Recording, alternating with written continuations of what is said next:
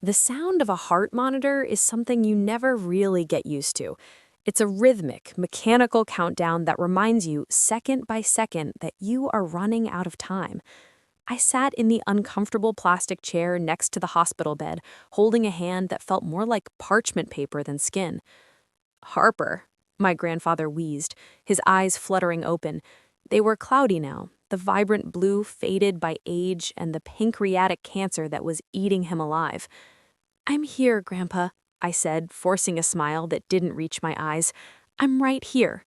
He squeezed my hand, his grip shockingly weak. "I don't have much time left, sweetheart. The doctor, he said it's moving faster than they thought." My chest tightened. "Don't say that. You're going to get better. The new treatment?" "No," he cut me off, a rattle in his breath. "We have to be realistic. My only regret is leaving you alone in this world. Your parents are gone. I'm all you have. When I go, who will protect you?" "I can protect myself," I insisted, though my voice wavered. He shook his head slowly on the pillow. "I need to see you settled, Harper. I need to know you have someone strong, someone who can take care of you when I can't." He looked at me with a desperation that broke my heart. Promise me I'll see you married before I go." I stared at him, stunned. "Married? Grandpa, I'm 22. I'm a broke college student. I can barely afford my rent, let alone a wedding." "Please," he whispered, a tear leaking from the corner of his eye. "It's my dying wish." I walked out of the hospital feeling like I was underwater. The sounds of the city, honking taxis, shouting pedestrians, sounded muffled and distant. Married? It was insane. It was impossible. But the look in his eyes haunted me. I drifted toward the university campus, my feet carrying me on autopilot to the cafeteria. I found Noah sitting at our usual table, stuffing his face with a burger. Noah had been my best friend since freshman year. He was messy, loud, and completely unreliable, but he was the closest thing I had to a brother. I sat down across from him and slammed my hands on the table. "Marry me," I blurted out. Noah choked on a pickle. He coughed violently, pounding his chest before looking at me with wide eyes. "Excuse me?" "I'm serious," I said, though I felt ridiculous. "My grandpa, he wants to see me married. It's his last wish. Just on paper, Noah. We don't have to do anything. Just sign the papers so he can die happy."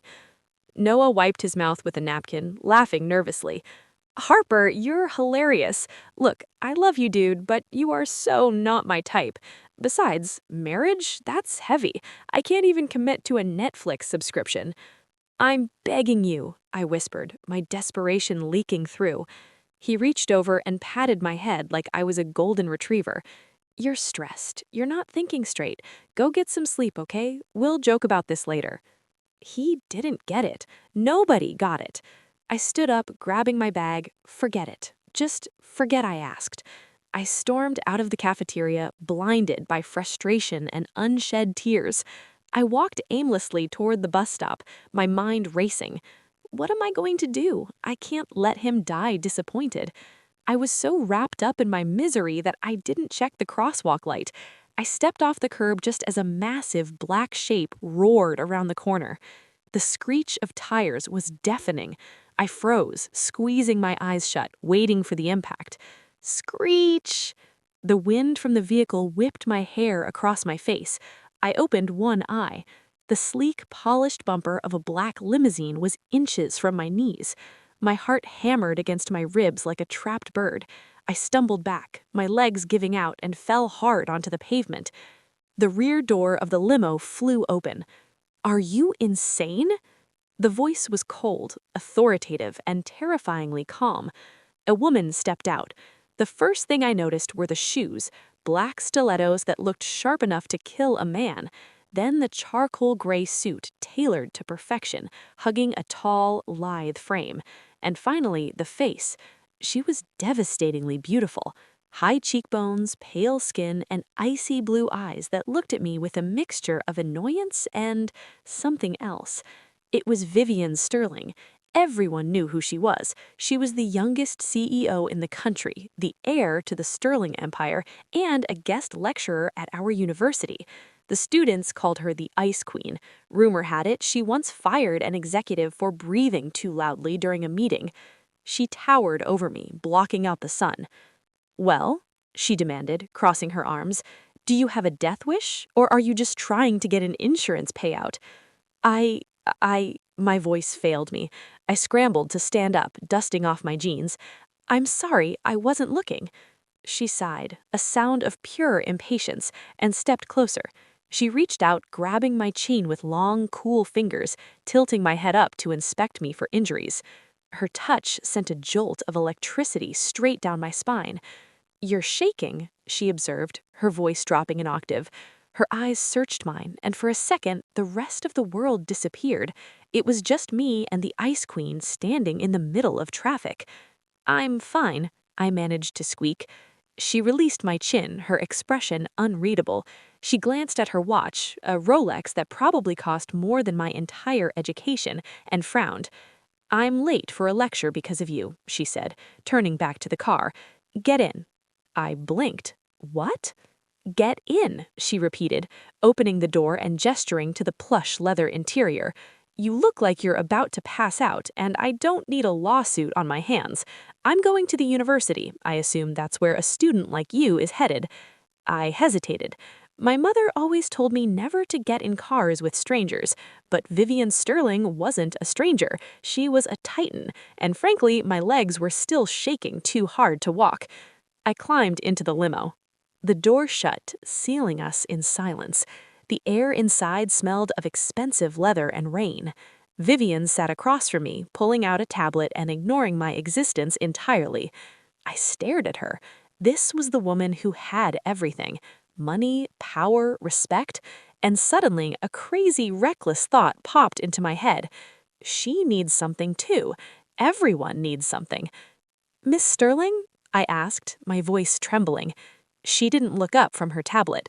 "Professor Sterling when we are on campus. Miss Sterling when I am firing people. Choose wisely." "I heard rumors," I started, the words tumbling out before I could stop them, "that your family is pressuring you, that they want you to get married to secure the board seats." Vivian's finger paused over the tablet.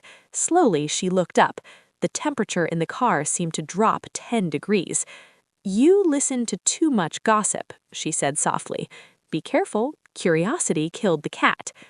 "I need money," I said, rushing on, "and I need to be married, fast." Vivian stared at me. A slow, dangerous smirk tugged at the corner of her perfectly painted red lips. She closed her tablet and leaned forward, resting her elbows on her knees. "Are you proposing to me, little student?" The question hung in the air, thick and heavy. Vivian was watching me with that predatory smirk, her eyes glinting in the dim light of the limousine. My face burned. The adrenaline that had pushed me to speak was quickly replaced by mortification. No, I mean, not like that. Not a real marriage. A partnership." Vivian leaned back against the leather seat, the smirk fading into a look of bored disappointment. She tapped her manicured nails against her knee. "A partnership. You have nothing I want, Harper. You are a student with holes in your sneakers and a backpack that has seen better days. What could you possibly offer Vivian Sterling?" "I can offer you a shield," I said, my voice shaking but my chin held high. "I know your mother is pushing you. I know the board wants you settled to stabilize the stock. If you marry me, a nobody, a charity case, you control the narrative. I'm not a threat to your power. I'm just a solution." Vivian stared at me for a long, agonizing silence. She looked me up and down, dissecting me like a frog in a biology lab. "You're smart," she conceded quietly. "Smarter than you look." Then the car slowed to a halt in front of the university gates. "But you're also a child," Vivian said, dismissing me with a wave of her hand. "I don't do business with children, and I certainly don't marry them." She pressed a button, and the door clicked unlock. "Get out, Harper." "But get out." I scrambled out of the car, my heart sinking into my stomach. The door slammed shut behind me, and the limousine peeled away, disappearing into the campus traffic. I stood there, on the sidewalk, humiliated and more desperate than ever. 2 days later, I was sitting in a dimly lit, overpriced bistro, nervously smoothing out my skirt. After Vivian rejected me, I had hit rock bottom. The hospital had called again. Grandpa needed a new round of chemo, and my insurance claim had been denied. I needed money, and I needed a husband fast. So, against my better judgment, I had used a sugar daddy dating app Noah had jokingly installed on my phone months ago. The man sitting across from me was Richard. He was 50, balding, and smelled like stale cigars and too much cologne. "So," Richard said, licking his lips as he looked at my chest, "you're a student? I like them young, teachable." I swallowed the bile rising in my throat. "I'm studying literature, and I'm looking for a serious arrangement. My grandfather is sick, and—" Yeah, sad story," Richard interrupted, reaching across the table to grab my hand. His palm was sweaty. "We can talk about the money later. Why don't we go back to my place? I've got a hot tub." I pulled my hand back. I'd prefer to finish dinner first." "Don't play hard to get, sweetheart," Richard sneered, his demeanor changing instantly. He stood up, looming over me. "You're the one asking for money. You know how this works. You give me what I want, I give you what you want." He grabbed my wrist, hard. "Come on." "Let go of me," I cried, trying to yank my arm away, but his grip was like iron. People in the restaurant were looking, but no one moved to help. "Sit down and shut up," Richard hissed. Suddenly, a shadow fell over our table. "I believe the lady asked you to let go." The voice was unmistakable. It was cool, smooth, and laced with absolute authority. My head snapped up. Vivian Sterling was standing there. She looked like a vengeful goddess, dressed in a white silk blouse and black trousers, a trench coat draped over her shoulders. Her eyes were fixed on Richard, and they were terrifying. Richard faltered, his grip loosening slightly. "Who the hell are you?" "Someone who could buy this restaurant, fire you from whatever middle management job you cling to, and have your car towed before you finish your appetizer." She stepped closer, her voice dropping to a dangerous whisper. "Unhand her, now." Richard dropped my wrist as if it burned him. He looked from Vivian to me, his face paling. He threw a $20 bill on the table and scrambled toward the exit without another word. I sat there, rubbing my bruised wrist, trembling. Vivian didn't ask if I was okay. She didn't offer comfort. She simply pulled out the chair Richard had vacated and sat down, crossing her legs.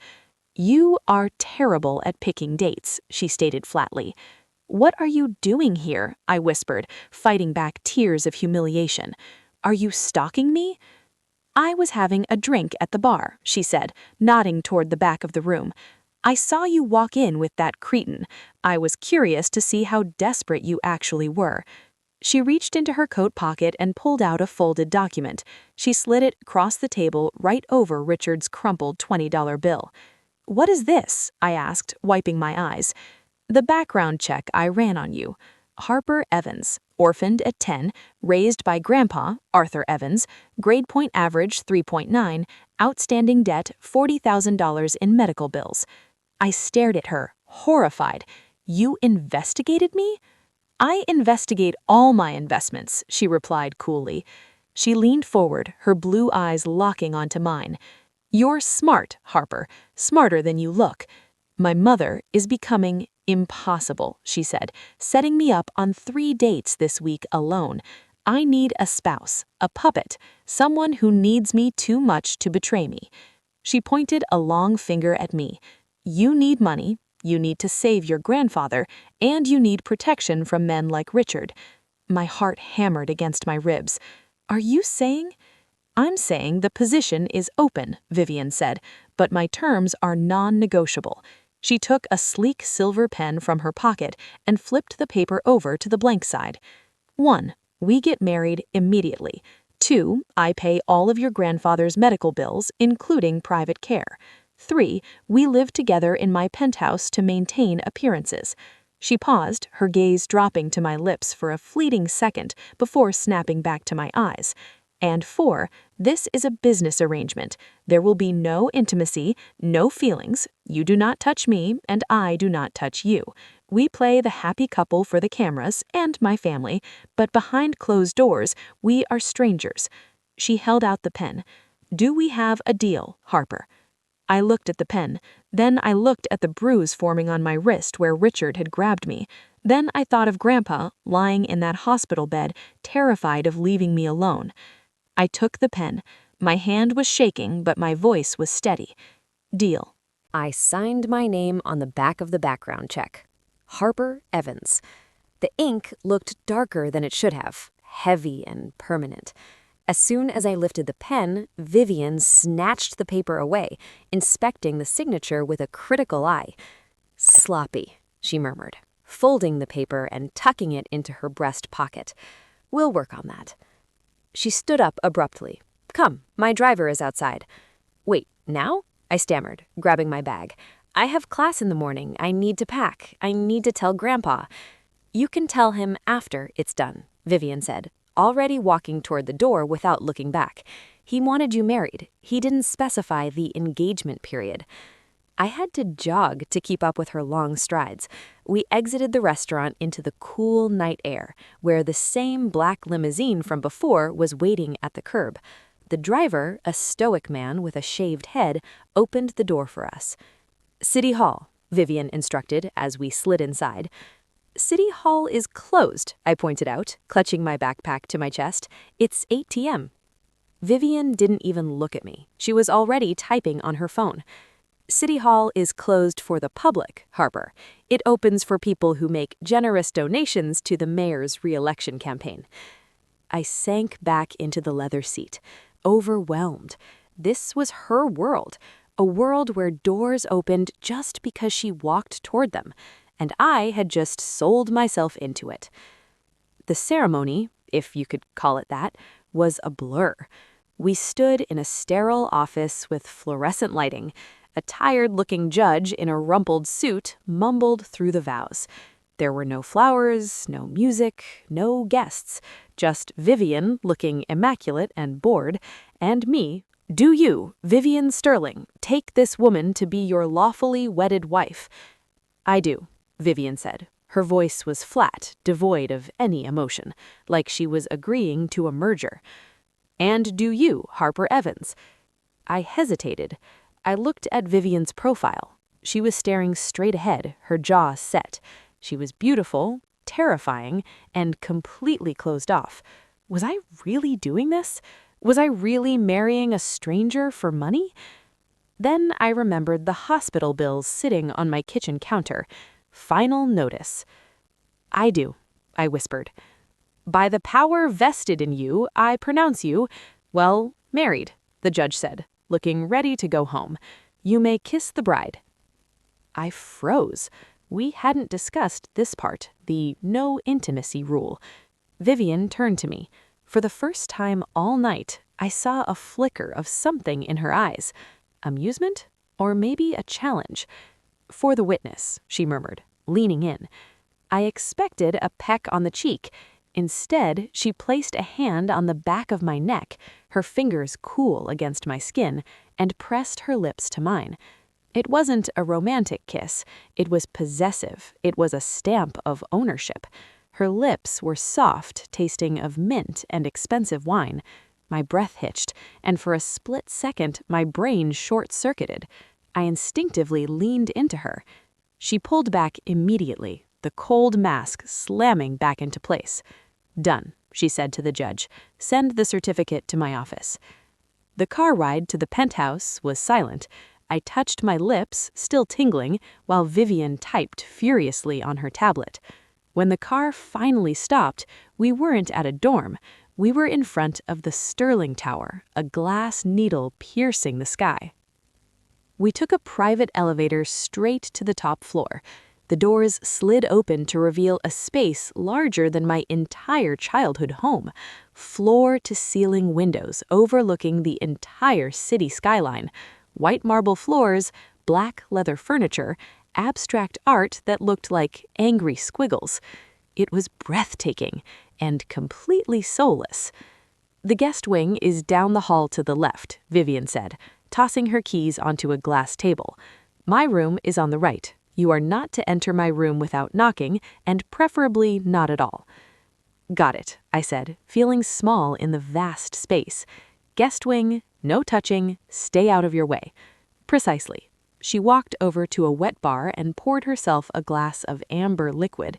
She took a sip, then turned to face me, her expression serious. "My parents are coming for dinner tomorrow night." My stomach dropped.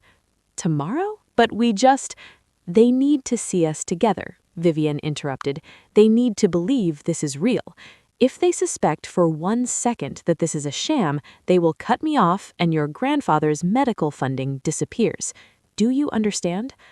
I understand." "Good." She set the glass down. "We need a story. We met 3 months ago at the library. You dropped your books, I helped you pick them up. It was love at first sight. You find me charming and witty. I find you endearing and grounded." "Endearing and grounded," I repeated dryly. "Got it." "And Harper?" "Yeah?" Vivian walked closer, invading my personal space again. She reached out and adjusted the collar of my sweater, her knuckles grazing my collarbone. I stopped breathing. "Tomorrow night, you have to look at me like I'm the sun and you're the earth orbiting around me," she whispered into my ear. "Can you act, Harper?" I looked up into those icy blue eyes, my heart thumping a frantic rhythm. "For Grandpa," I said firmly. "I can be Meryl Streep." Vivian smirked. "We'll see." She turned and walked toward her bedroom. "Get some sleep. You look exhausted. And Harper." She paused at her door. "Welcome home." She shut the door, the click echoing in the silent, empty penthouse. I was alone, married, and terrified. And that's the end of part 1. If you enjoyed this, don't forget to like, subscribe, and turn on notifications. Part 2 is coming next. See you there.